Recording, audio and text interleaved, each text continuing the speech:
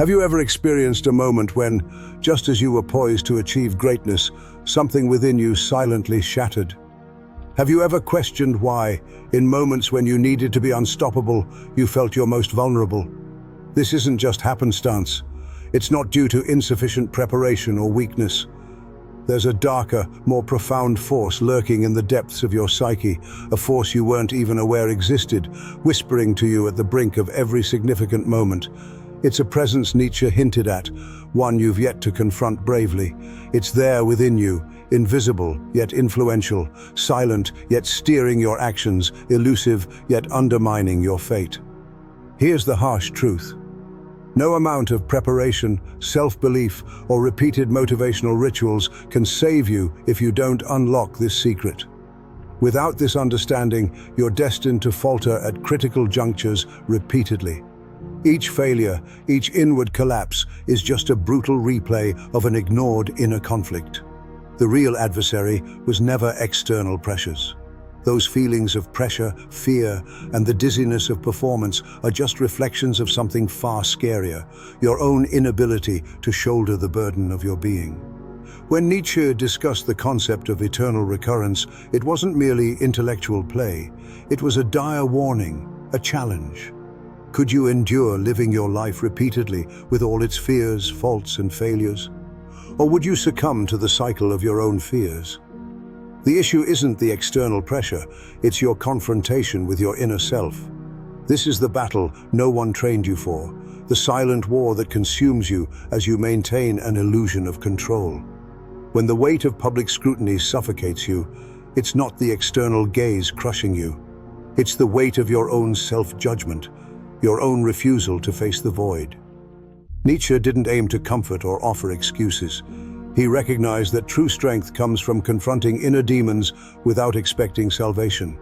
Pay close attention. Everything you fear losing under pressure is illusory. Everything you dread being stripped of in failure holds no true worth. The real loss is not owning yourself when you most need to.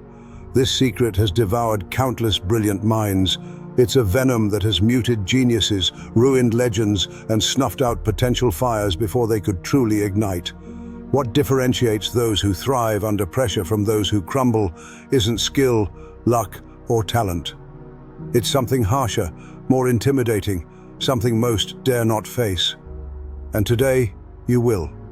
Not because it's simple or you're necessarily ready, but because you must if you wish to escape the unseen shackles that have confined you.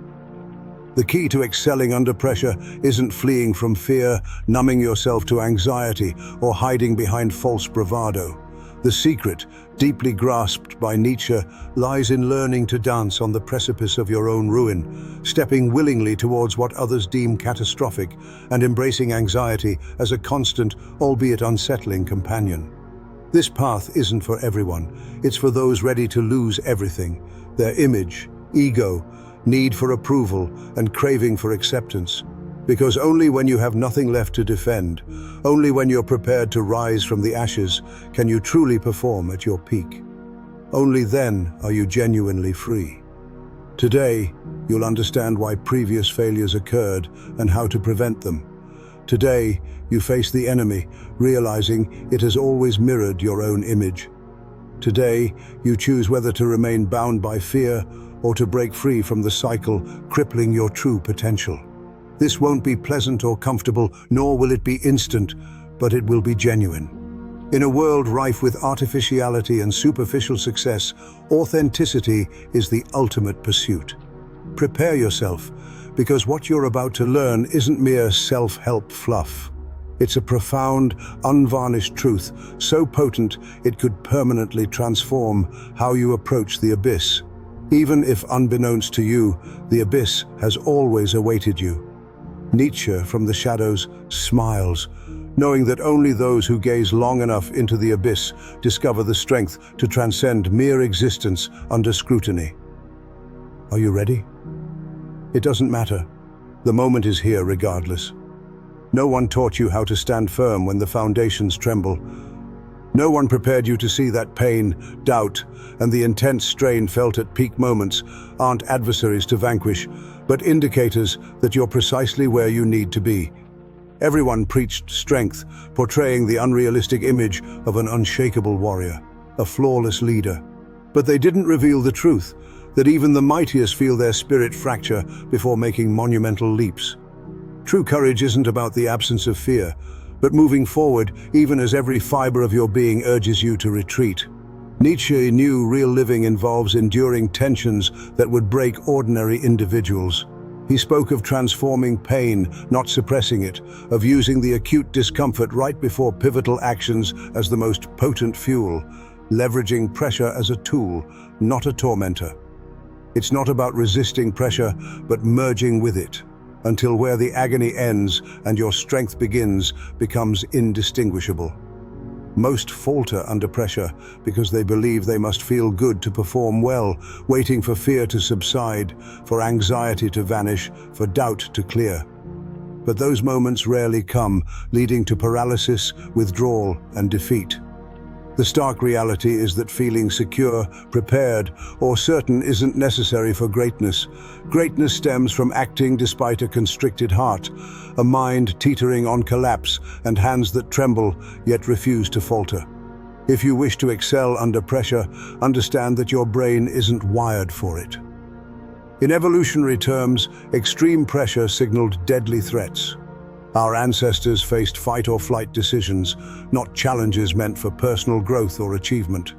Today's pressures trigger ancient, primal reactions.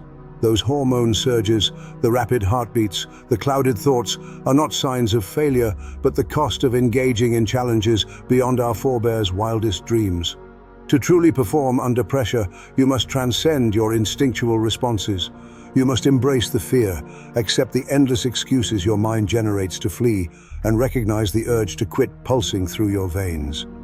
And at the height of fear, you must advance, not toward safety or comfort, but toward the battle, the inferno, the trial, because only there, on that excruciating edge, will you discover your true mettle.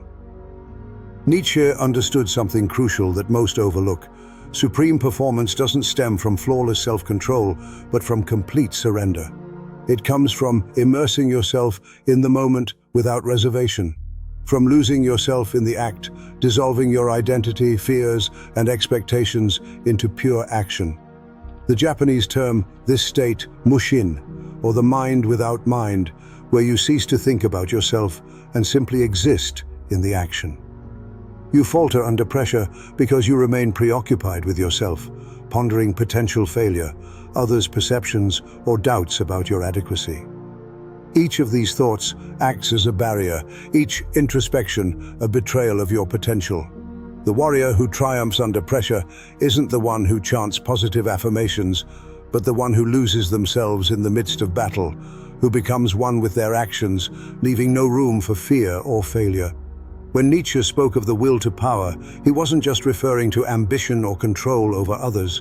He described the formidable strength that emerges when you cease resisting life, when you embrace every heartbeat, every spike of fear, every wave of uncertainty as integral parts of your existence, abandoning the struggle against the inevitable and instead riding it like a bolt of lightning.